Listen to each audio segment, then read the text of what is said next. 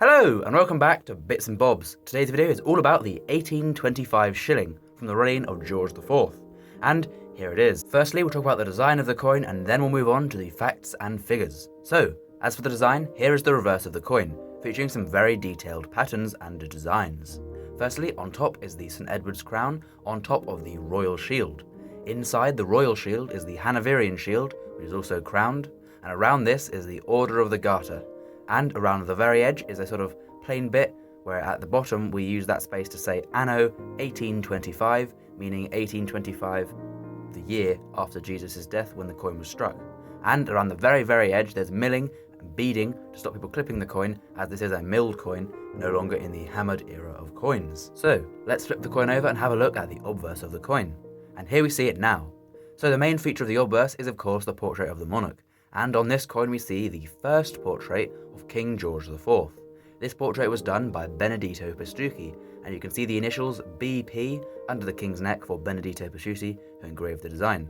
The king is seen uncrowned and facing to the left, and wearing a laureate or wreath crown, as well as having some very detailed hair, which was an incredible achievement for the technology at the time. Around the king's bust is a legend reading Georgius 4 DG Britannia Rex FD.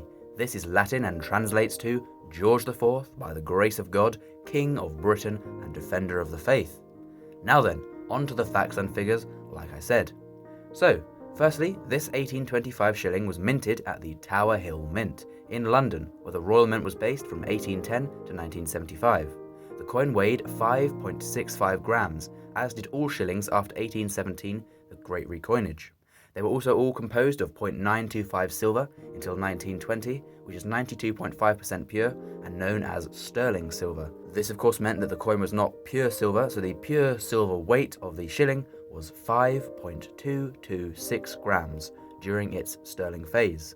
The diameter of the coin was also 23 millimeters and the thickness was 1.77 millimeters, standardized in the Great Recoinage of 1817.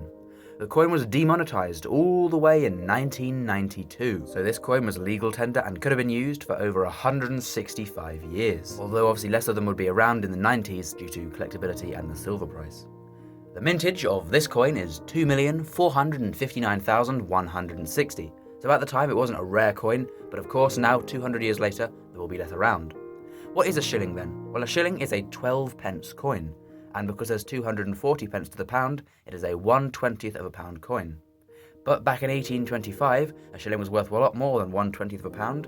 It was about equal to £5.97 in today's money, so a similar sort of thing as having a £5 note today or a shilling back then, roughly equal. Speaking of values, what's the coin worth now to the collector market?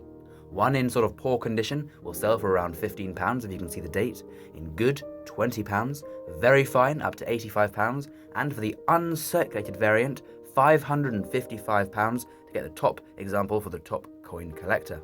It is also worth mentioning that in 1825 another design of shilling was struck. This is the second design featuring the second portrait, also struck in 1825, and they're about equal made of the first and second type, although this video is focusing on the first type. Comment down below which one of these two is your favourite design.